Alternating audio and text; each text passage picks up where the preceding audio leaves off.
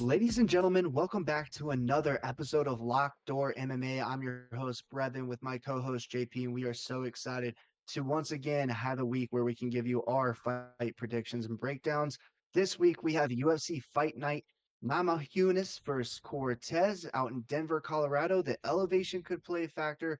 We'll see how that goes. I'm sure we'll talk a lot about it in this episode. But before we dive into our predictions and picks, I want to give you guys a little bit of insight about some of the plans that we have for this channel in the future. We plan to do some giveaways here in the next few episodes. So make sure that you go ahead and subscribe to the channel, as that will be one of the qualifications to be eligible to enter into that giveaway. So make sure you go hit that bell, like the videos, and subscribe, and we'll make sure to give you the info on how to get into the giveaway. Let's jump into this card though. Without further ado, I'm going to hand it over to JP to give you guys a little bit of a breakdown of the first fight of the night. Ladies and gentlemen, welcome back. We had a week off, nothing to do, bored out of my mind, but we're back, baby. Is this card juiced? Is this what we're looking for? No, not really. It's kind of an ass card, but that's all right. Fighting at elevation, like Brevin said, so keep that in mind through these whole predictions. That could play a massive factor, brother.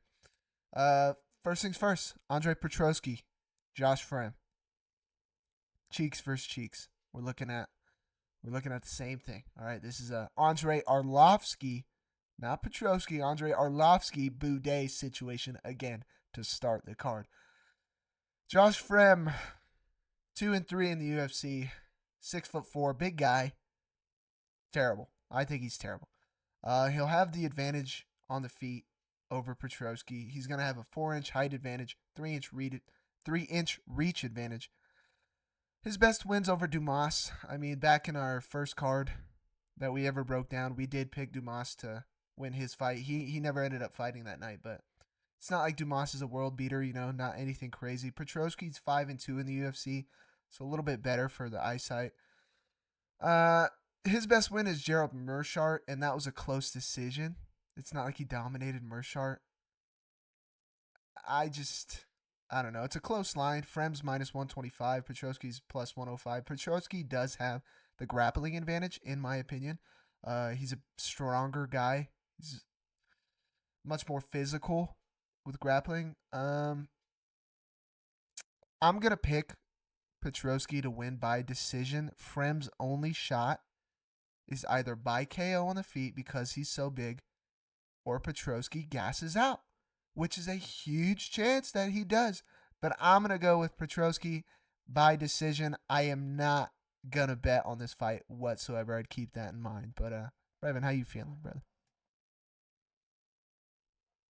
Yeah, this is an interesting matchup here. We have Petroski, who's the smaller guy, like JP had mentioned, a little bit more of the grappler, versus Josh Fremd, who's going to want to strike and use his size to his advantage here. And Petroski's last fight, I believe he knocked himself out on the hip of his opponent going for a takedown. And then Josh Frem lost to a liver punch there. So this is an interesting matchup for me, but I'm going to have to go with my guy, Josh Fremd. I like the size advantage that he'll have in this fight. I don't believe in Petroski's gas tank. I think it comes into play here in the first fight of the night. Petroski gases. Give me Josh Frem. KO, TKO for my official prediction of the first fight of the night. Yeah, man, that's a good pick. It's not a bad pick. Also, you brought up the hip KO. What the hell was that?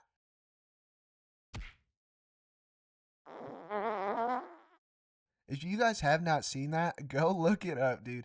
He shot for a takedown, they separated, and then he just kind of stood there and fell over. It was a weird thing. And then Frem, obviously, that liver punch, that was disgusting. That was a nasty one. But second fight on the card, we are looking at Montel Jackson versus Damon Blackshear. Right off the bat, Jackson's going to be a minus 155 favorite. Blackshear is a plus 130 dog.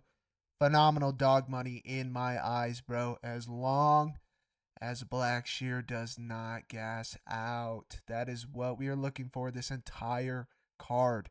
If they can grapple, they need to grapple to gas the other guy out, but I mean, if they're gonna be a dipshit like Petrosky normally is, then they gas out. I don't think Blackshear will be. I think Blackshear's better. Montel Jackson is gonna look to keep it on the feet. He's long. His name's Montel Quick Jackson. He's quick with his hands. 7-2 in the UFC. Jackson has a ass load of canceled fights in his career. It is unreal. When I was looking at his shit on Tapology, there's a couple guys on this card that has a shit ton of canceled fights. But all of his losses don't look good. The guys he's losing to are not good. Damon Blackshear, I forget who he fought. He came off a win, beat somebody like a week, 2 weeks notice, turned around, fought Mario Batista, who trains with Sugar Sean O'Malley. Batista is nasty. Batista's a killer. And Blackshear gave him a run for his money. He looked good in that fight. Granted, he's 2-1 in the UFC, but he's fighting good guys. Like Mario Batista, Fareed Basharat. He lost to both of them. Basharat's undefeated. I just think Blackshear's better. It's dog money, phenomenal value. I'm taking Blackshear by decision, bro. I would want a sub. I want a sub because I don't think Jackson can handle it on the ground. But again, is Blackshear gonna gas him out trying to get Jackson on the ground? But I'm taking Blackshear by decision. Yeah, and I'll have to agree with you on this one. I think the elevation could potentially come into play. However, when I look at this one, they're bantamweights, they're smaller guys. They should have a gas tank. And so I think with that being said, Blackshear should be able to get him on the ground and dominate him on the ground. I think this is great dog money in this position, actually. So give me them on Blackshear to tail JP's big pick of Blackshear as well. There we go. There we go. So far we only picked against each other one time. But we're only on the third fight. Next one is Luana Santos versus Mariah Agapova. I don't think it's close. I don't think we need to spend a lot of time. Santos is a minus 275 favorite. Agapova's plus 225. Santos is 2-0 in the UFC. She's a great grappler, a lot of pressure in your face. The only thing is, her stand up looks very suspect sometimes. It's a lot of wide winging shots with her head sitting there on center line. It's kind of like a brawl. Freaks me out a little bit. You got to move your head a little bit.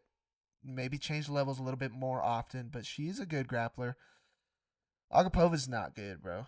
I mean, all three of her losses are grapple involved in the UFC. Like, it's something to do with grappling, something to do with on the ground getting choked out, ground and pound strikes. That's suspect right there, Santos. Okay, there's a blueprint for you. She lost to Cortez, who's fighting in the main event. That looks good. She most recently lost, I think it's Jillian Robertson, I believe. Yeah, no, Helena Craver. Oh, no, that was grappling. So, yeah, Jillian Robertson, she lost by rear naked choke. I mean, I think Santos, the blueprint's there, do the exact same thing. We just saw Jillian Robertson that we picked to out grapple Waterson Gomez. I think this happens the same way. I'm taking Santos. I also heard Agapova has like a drug addiction or something and that she's broke looking for money. Who knows if that's true, but even if it is, hammer Santos. I know it's a bad line, but give me Santos all the way. Hopefully by sub. Yeah, I'm gonna have to agree on this one. I think Agapova, not as skilled as Santos, especially in the grappling department. And as you had mentioned, did lose to Jillian Robertson, who we were very high on 2 weekends ago. So I think this fight's gonna play out very similarly. Actually, Luana Santos definitely has the skills to get this one done on the ground. So I'm gonna back JP on this one as well. Give me Luana Santos to take this fight. Yeah, man, I don't even think it's close as long as she doesn't gas out. God, I'm gonna say that like 1,000 times through this video, but I'm telling you guys, when they fight in Salt Lake City, that's like what 4,700 feet, something like that. So we're a full 1,000 feet over this in Denver, bro. It's gonna play a massive factor, and it's gonna. Hopefully, it doesn't screw us. I'm hoping it goes in our favor, but we'll see, man. Moving up the card, Jasmine Jazz Duvicius versus Fatima Klein. This one's interesting, man. So Jazz Duvicius, I believe, was supposed to fight two other people, maybe one, just one. Viviana Arujo. So Fatima Klein steps in, I believe, on like a week and a half, week notice, something like that. Fatima Klein off the regional scene, from what I heard, is an absolute killer everywhere. A killer on the ground, decent on the feet. She's 6-0.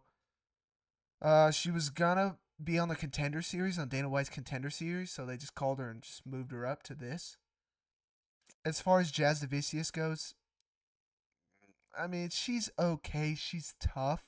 She's very durable. She likes to brawl. If you watch the Cortez fight, which again, Cortez in the main event, she lost to Cortez, but they went the distance. They were both trading, both standing in the pocket, don't want to move their heads, smack at each other.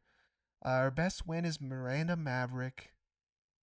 Maverick's kind of the same style, though. Maverick's just tough, in your face brawler. Want to clinch with you, hit you with some knees, some elbows, stuff like that.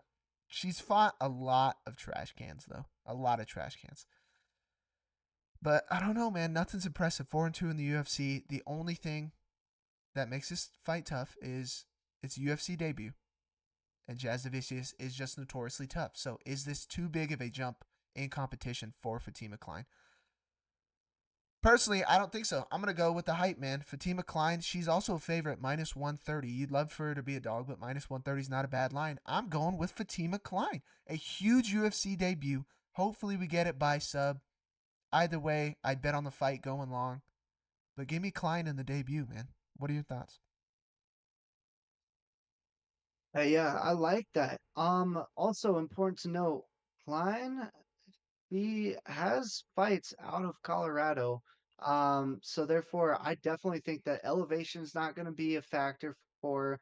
And like you had said, it's a UFC debut. There are nerves that sometimes the lights and Judah Shiver, there's a lot of hype behind Klein, and something that you'll learn about JP is we sometimes buy into the hype. Also, another thing to take note of, 72% of people in Tapology is voting Judah Vicious to win this thing by decision. Sometimes when everyone's running to an open door, we need to jump out the window. Give me Klein. I'm back in JP, UFC debut. Let's get it done.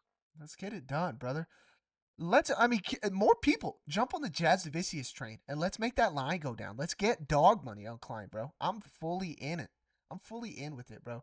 It would be a massive, massive debut for that weight class. It would bring her huge hype. Obviously, the biggest win of her career, man. But we'd love to see it. We'd love to see it. And we're taking Klein. Give us Klein, man. Moving up to card. This one's a strange one. Joshua Van versus Charles Johnson. Everybody right now is on Van. What is it? Like 92% is on Van. Oh no, so not as much anymore. It's 85. Yeah, Joshua Van's good. He's good. Name one person that he's fought that's, I mean, not a can, bro. I don't know what to tell you. He's just cans. He's a can beater. All right, he takes him, smashes him on his head. Give me another beer. He hasn't fought anybody that's like worthwhile, worth talking about. Has Charles Johnson? I mean, he's got a lot of experience. He's 4-4 in the UFC. He's lost to Mohamed Mokayev, good. Ode Osborne, pretty decent. Estevam, pretty decent. All look good. I mean, the Hadley W, Jake Hadley, that looks good. But none of those other than Mohamed Mokayev look phenomenal. Also, the patch, he's got that weird patch on the back of his head. What the hell is that? I don't like that at all. Just shave your fucking head if you're going to shave your head. Uh, I don't know, brother. I want to go with Van, but at the same time, is this a step up? Because Johnson can strike at range with him. Johnson's good at striking from range. Joshua Van obviously going to look to get inside, kind of make it a dirty boxing match. His boxing's better than Johnson, but and Johnson can hold his own on the ground. He's not a slouch. I think it's going long. Van hasn't impressed me. People aren't gonna like it. I'm going Johnson to upset him. I'm going Johnson to fraud check him in terms. And I think Van gasses, and I think Johnson takes it out by decision, man. So I think it's a hard 3-round war. It might be fight of the night, but I'm taking Johnson. Who you taking? Interesting pick there. Yeah, no, this one's a tough one for sure. I think there's going to be a lot of back and forth in this one. They're fairly evenly matched. Johnson does have the longer reach, so that always worries me taking the other guy. But I'm not going to overthink this. Joshua Van is on a little hot streak right now. He's riding a, let's see how many, one, two, three, four, five, six, seven fight win streak. I'm not going to turn my back now. I'm hopping on the van. Give me Joshua Van to win this fight. Hopping on the van, dude. That's a good little pun. I didn't think of that. Fuck, man. Should have thought of that shit. Huh. Moving up, moving up. I believe this brings us to the main card. I believe that was the end of the prelims, and this should start the main card. If the fights are a different order or something like that, ESPN, DraftKings, Tapology, they all had them in different orders, so they're in different orders. It is what it is. But for now, this is the one to start the main card. It is going to be Cody Brundage versus Abdul Razak Al Hassan. So when I first broke this down, Beautiful pronunciation. oh, thank you, thank you. I definitely didn't practice that in the mirror. I promise. Um, anyways, when I first broke it down, Brundage. I mean, people know him from the Bo Nickel fight most recently, where people say, "Oh, he gave Bo Nickel a run for his money." I mean, yeah, sure, he had a couple good wrestling scrambles and stuff to take down, and then still got submitted. Like, I don't know what else to tell you. You know, brother, he still got worked. Al Hassan, on the other hand, fought Joe Pyfer. Took Joe Pyfer all 3 rounds, I believe, in the contender series, something like that. But Brundage, nothing he does is very impressive. Brundage is 4-5 in the UFC. Al Hassan 6-6. They both are muscly, but Al Hassan especially is like a rock, bro. He's got a lot of muscle, very muscly, very powerful, explosive. Again, here it comes, gassing out. When you got all that muscle and you go to take somebody down, they stuff it. You're sitting there throwing punches. Brundage's best bet in this fight is to get in Al Hassan's face and push the pace, make him gas out. It takes a lot of oxygen to carry those muscles around. I personally think Brundage is too stupid to do that. I mean, his most recent win was a slam KO. I'm not gonna call it a fluke, but it's a fluke. Like, you're not doing that every time. So give me Al Hassan. I'd love to bet on round 1 KO. If he doesn't get it, not looking too good. Might not get it on the scorecards, but give me Al Hassan for the win. That's fair. I hear you there. Al Hassan's a tank. The dude, he pushes the pace. He's very explosive. I mean, we talked about, the Walmart version of Michael Chandler 2 weeks ago. I think this is another guy that you can throw in that category. Al Hassan, all of his wins come in the first round. If he's not getting that first round KO or stoppage, it's not looking too good. And with this fight being at elevation, ladies and gentlemen, this will be so important. Guess where Cody Brundage trains out of? He trains out of Colorado. He will be prepared for this fight. I think the Bo Nickel was a huge opportunity for Cody Brundage. But even though he lost, it says a lot about his ability inside of that octagon. He did survive that first round against Bo Nickel. Yeah, he got submitted and correction here, Al Hassan went 2 rounds with Joe Pyfer and got rear naked choked by Joe Pyfer. Oh, yeah, that's And right. so I don't think that this is something that's gonna be easy to predict, ladies and gentlemen, but give me Cody Brundage to win this fight. I think Al Hassan will gas after he survives the first round, and then Brundage will find a way to get it done or win by decision. I don't think there's going to be much gas left in the tank after that first round with all those explosive movements, especially facing a wrestler like Cody Brundage. So that's why I'm going with the dog, Cody Brundage. Get your revenge, young boy. Get your revenge after the Bo Nickel fight. Take out Al Hassan. The dog. I mean, yeah, that's a good point, man. He does train in Colorado, so he will be used to it. And again, like Al Hassan, we're looking for that knockout round 1. We're looking for him to drop him early. If we end round 1 and we start round 2, shaking in our boots a little bit. We're gonna be a little bit worried, but moving up, moving up. Christian Rodriguez versus Julian Erosa. Julian, what a name! I mean, who's the better, Julian, me, or him? We're not sure yet. It's still up for debate.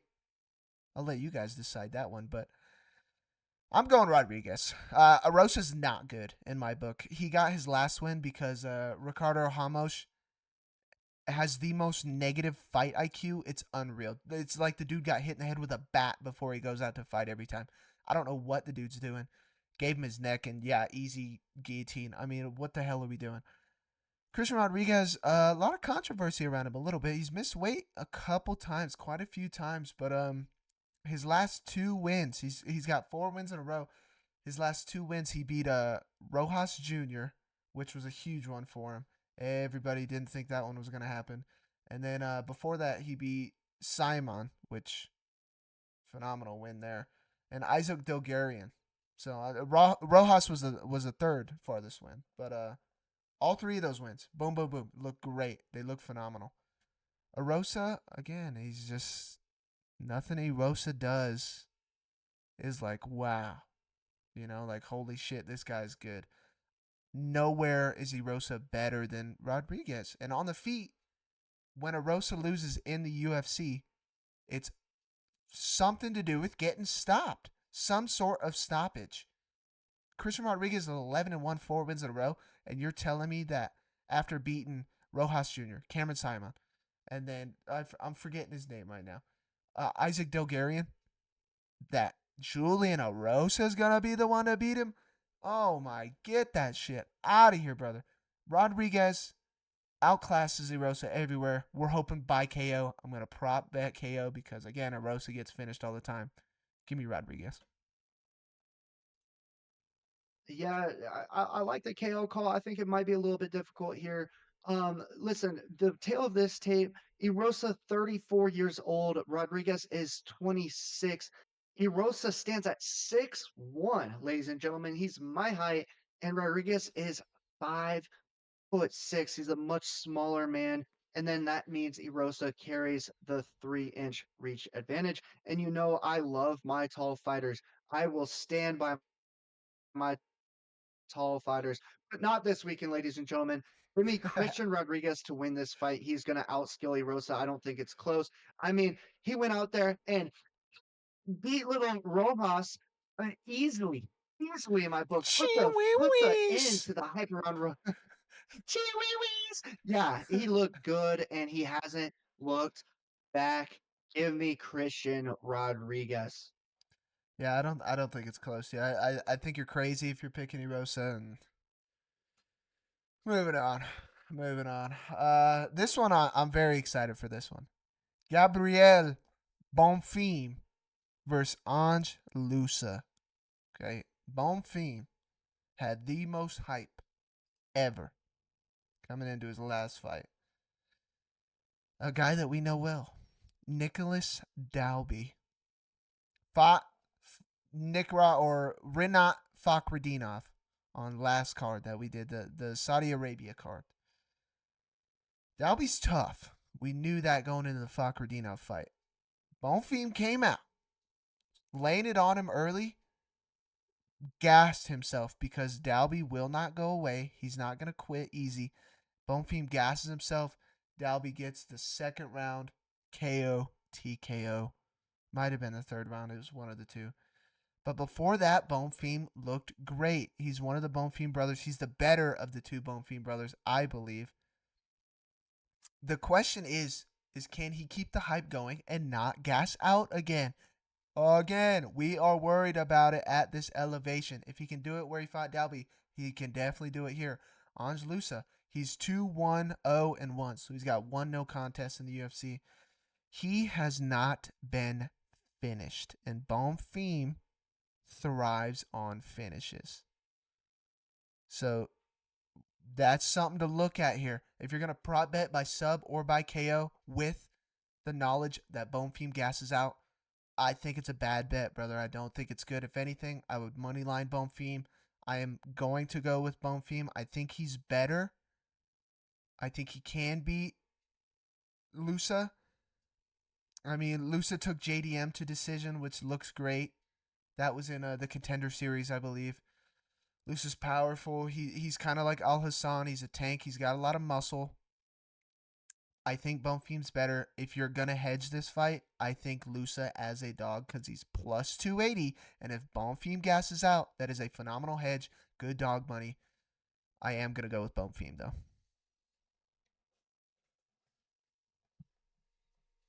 Once again, ladies and gentlemen, we are in a position where we are talking about the elevation playing a factor, and I challenge you to go back and watch Bonfim's last fight against Dalby. He gassed out not in the third round, but in the second round, this guy was done for. All of his wins have come early, they've come quick, and Lusa is a survivor.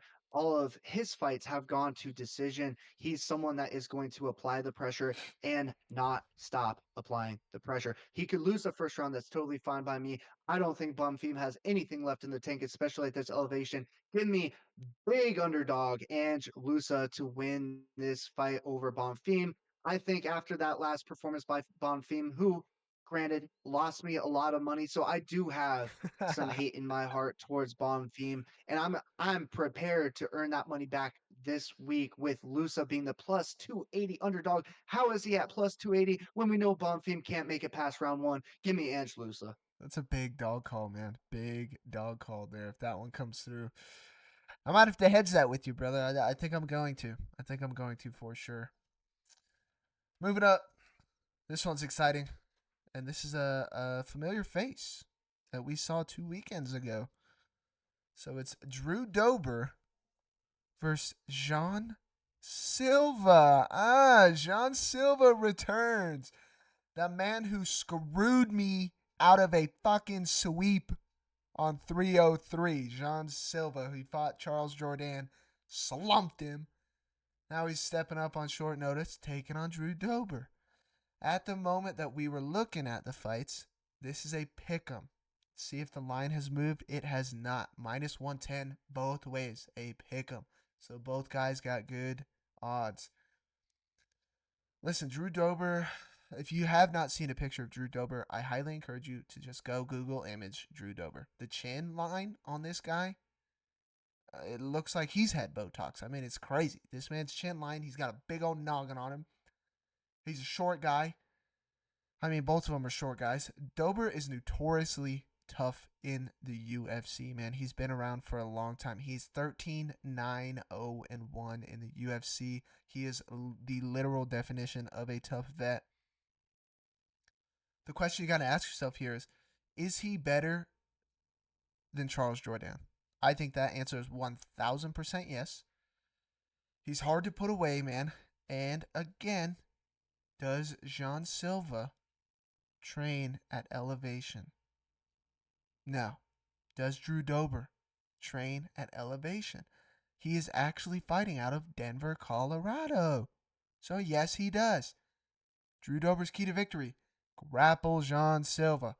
Charles Jourdain tried to do it, got slumped. I think Dober's a little bit better. I think grappling is his way.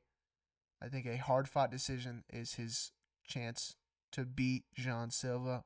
With that being said, screw him. Give me Jean Silva by KO, brother. Give it to me, okay? He screwed my sweep. I got to give him the respect he deserves. I'm not going to lie. He looked disgusting in that Jourdain fight. I think Dober's getting mink, mink, mink, mink. Big old noggin sitting there. Give me Jean Silva by KO. Screw you, Drew Dober. Let's freaking go. I'm so happy JP went in that direction, ladies and gentlemen. If you go back and watch our show 2 weeks ago, I said, I cannot wait for the opportunity to make some of the money that we lost back on John Silva. He cost us the perfect card on this show, and that earned him our respect. I'm also riding John Silva. I think he survives any grappling attempts that Drew Dober can give to him. I think he's on an epic hot streak. I think it is going to shock the world when he comes back after only 2 weeks rest. No training camp. and puts on a freaking performance against Drew Dober. Can't even say his name right. He doesn't deserve for me to say his name right. He's been around in the UFC. Yeah, he's had some good knockouts, but he's also got knocked out. And I think Gene Silva, just too hyped right now. I am too hyped. Gene Silva, KO, TKO, give me the prop, give me everything. I'm riding Gene Silva, making every dollar back that we lost 2 weeks ago. Let's go. Absolutely. I love to look at the line of KO or decision, the dual thingy. I think that line's going to be good, especially if his money line's minus 110. If it's not, I'd money line him and then I'd sprinkle the KO prop because Dober's tough. Dober's tough, but John Silva, come on, brother. You screwed. You screwed our perfect card. The least you can do is win us some freaking money back, like Brevin said. Come on, brother. Moving up, the co-main event of the night, ladies and gentlemen. The two old boys. You love it and you hate it. The two old boys, the vets. Santiago Ponzinibbio versus Muslim Salikov. There's only one thing you guys need to know about this fight. Muslim Salikov is 40 years old. Do I need to say anything else? I mean, what the hell are we talking about? You think I'm putting my money on a 40-year-old guy who does Kung Fu? No. Okay? No disrespect to Kung Fu, but the man is... You're 40. The man is 40 years of age. I'm not betting on him. I ain't doing it.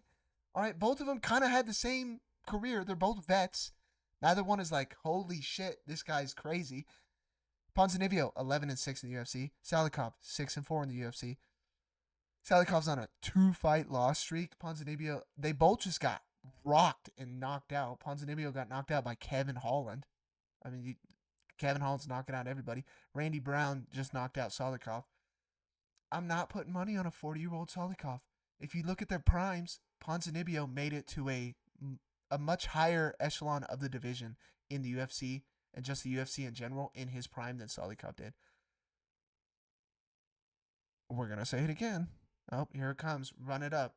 Let's get a counter in the corner. Gassing out. He's 40, brother. And he does not train at elevation. He's going to gas out. Give me Ponzinibbio by sub, by decision, either one. I'm taking Santiago. Yeah, yeah. This one, when I look at it, I think that the 40 years of age definitely pops off the screen, especially after I learned a little bit of a lesson last weekend backing Arlovsky. We saw what Cub Swanson was capable of. Guys, this is not LeBron James. Okay, this is the UFC. These guys are old. They need to retire. They need to be done. If we look at Ponzinibbio's last loss against Kevin Holland, cool. A lot of people have lost to Kevin Holland. Kevin Holland is a good fighter. Muslim Salikov, yeah, it's not impressive, man. I don't know what he's going to bring to the table. I'm also taking Ponzinibbio. Also, the height. I mentioned the height earlier. It didn't really matter in those fights. This one, it does. 6 foot versus 4'9". There's going to be a 3-inch reach advantage. Santiago is going to be able to piece him up. Muslim's going to gas out. It's not even going to be a close one. Give me Ponzinibbio. It's a good one. Correction. He's 5'9" instead of 4'9". Brevin said he was 4'9". Ponzinibbio's out there fighting a I midget. said 4. Yeah, He's yeah. a small KB. He's a small little rat fighting in a cage. Oh man, A little weasel out there at 4'9". a little Hey, smack him. 4'9" 40-year-old. Oh my goodness. Oh, ladies and gentlemen, we've made it to the end of the card, the main event. Rose Namajunas versus Tracy Cortez. This one is a replacement fight. It was originally supposed to be Macy Barber. I believe she got injured. Not sure what the injury is, but Cortez stepped up. Not a bad fight, man. Not a bad fight. For Cortez, she fights out of Scottsdale. Kind of cool. All those Scottsdale people. Shout out, Brevin. Rose, another fighter, fighting out of Colorado. She's used to the elevation. Will that play a role? I tell you, if Cortez fights the way that she fought Jazz Devicius, that will 1000% play a role. Cortez is 11-1, so her record looks phenomenal. Other than Jazz Devicius, I mean, Melissa Gatto, cheeks. Kush cheeks. Stephanie Eager cheeks. She's fought all these other cans. Granted, she has beaten them. She has a shitload of decisions, brother. I don't even know. I think it's like let me look at it real quick here.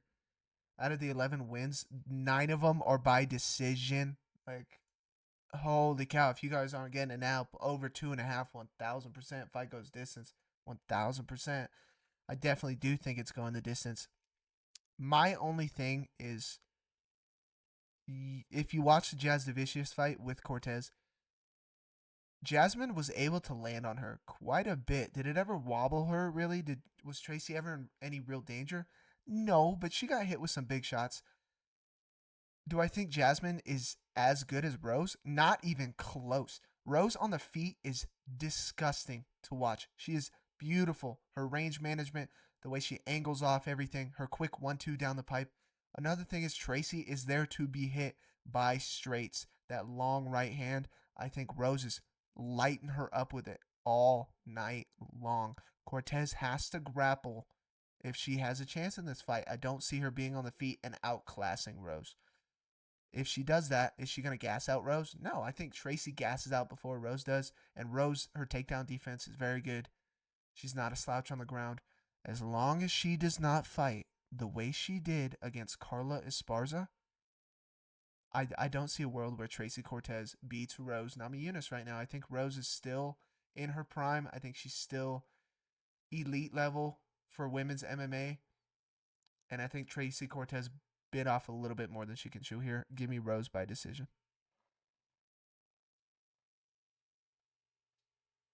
Yeah, I've been so back and forth on this fight as I've looked at it throughout the course of this week. There's a few things that I'd like to talk about as far as Rose Namajunas goes. Um, I think the switch from I believe it was bantamweight or strawweight, excuse me, to now flyweight was an interesting move. I it may be for the betterment of Rose in the long run. However, when that change occurred, she didn't quite look the same. Like JP had mentioned, she had lost to Carla Esparza down at strawweight via decision. Went all 5 rounds in that one, and then she moves up to flyweight. Faces Mannion Fiera, lost by decision. Looked okay. Didn't really seem to have the gas tank in that fight, which was troublesome. She didn't throw many strikes. Taking a look at it, yeah, she only landed 60 significant strikes, went 0 for 6 on takedowns. That wasn't super impressive. Then she came back and looked a little bit better against Amanda Ribas, also going 5 rounds and winning via decision. I think this is going to be the story of Rose finding herself at the new flyweight division, having the gas tank to go the decision, being better on the feet, and outstriking Tracy Cortez. So give me Rose Namajunas via decision. Also agreeing with JP there. Yeah, yeah, man. It's just hard. I mean, that Manon Fiorot fight. I would probably pick Manon Fiorot to beat Tracy as well if they were to fight. I know they're in different weight classes, but yeah, dude. I think Rose has still got some left in the tank. You know. All Yep, right. yep. With that being said, let's move to our favorite part of the show, ladies and gentlemen, where we explain the parlays, the juicer that's been juicing lately, the basic parlay, and then our locks. Ladies and gentlemen, we are going to lead off with our 2 lock picks of the night. Brevin, let you start it. Who are you locking for this card? Yeah, I don't think this is going to be a tough pick for me, guys. I'm going with Christian Rodriguez over Julian Erosa for my lock of the night. Julian E. Rosa. You hate to see it. He's going to get his ass beat with a name like Julian, but it is what it is. Christian Rodriguez, good pick there, brother. I am going to go with Luana Santos over Agapova, Miss may or may not be a drug addict, may or may not be broke. Either way, she's got a lot of rumors, a lot of problems coming out before the fight. Give me Luana Santos. So there are the two locks of the night. I'll put them up there for you. Rodriguez, Santos, they're hitting. Lock them up. Next thing we're moving on to is the juicer. Here we go, baby. The first card, missed it by one leg. Second card, Lopez. That fight got switched 4 hours before, so they just pulled those odds, but the juicer still hit, and it would have hit if they left Lopez because he still won. This week, we're hitting it again, baby. Here we go. The juicer lineup for this week. We're going to start off Damon Blackshear. Montel Jackson ain't beating him. I think he's better. Give me Blackshear. Luana Santos. Throw the lock in there. She's minking that crackhead up. All right? Next, throw Brevin's lock in there. Rodriguez. Erosa's ass, brother. Next leg. Is Dober going to win? Nope, he ain't. Give me Jean Silva to mink him up. That big old noggin, that big chin on him. Next leg. 40-year-old man's getting his ass beat. Ponzinibbio, you better come through for us, brother. Out grapple him, sub him up. I don't care. Put the 40-year-old out, okay? Give him his walking papers. Send him to the clinic down the road. Get a colonoscopy. Whatever 40-year-old's got to do, get him out of here. Last leg, Thug Rose Namajunas. That is the 6-leg juicer right there. Those odds with all those 6 legs are going to bring you to plus 1725, 1,725. If that ain't juice enough for you, I don't know what is. If y'all don't want to hop on it, don't hop on it. But I'm just saying, these juices are hitting, brother. Last, but certainly not least, the moneymaker. Brevin, what are we going with for this week's Brev's Basic Parlay?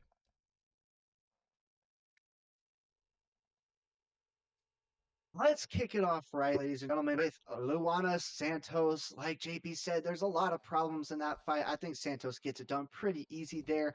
Second fight, my lock of the night, Christian Rodriguez gets it done over Julian Erosa. And for my third leg, to bring us to plus money, give me throws in that main event to get it done.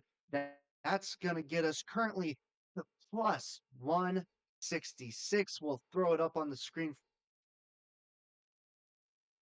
for you now if you want to follow along. This is not gambling advice. However, we'd love if you play along with us, and let us know how you do, and or if you think differently and disagree with some of these picks, feel free to leave a comment to let us know what your thoughts are.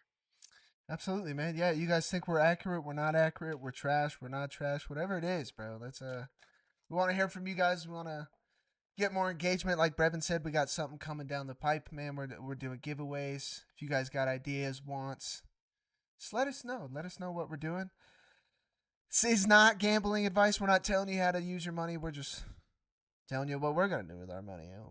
We've been winning money, so I don't know what to tell you, brother. But we're excited. Took a week off. Back at it.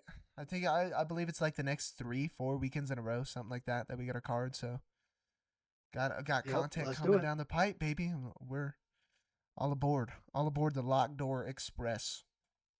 Brevin, anything else for the people?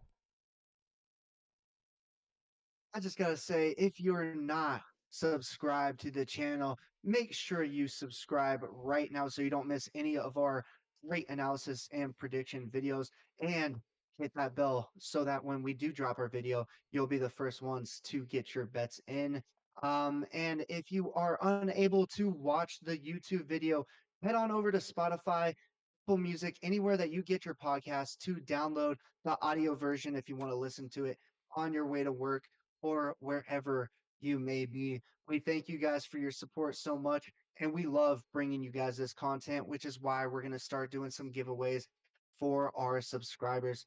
Once again, thank you so much. This is fun for JP and I, and we're going to continue to bring you this great content. Absolutely, man. We love doing it.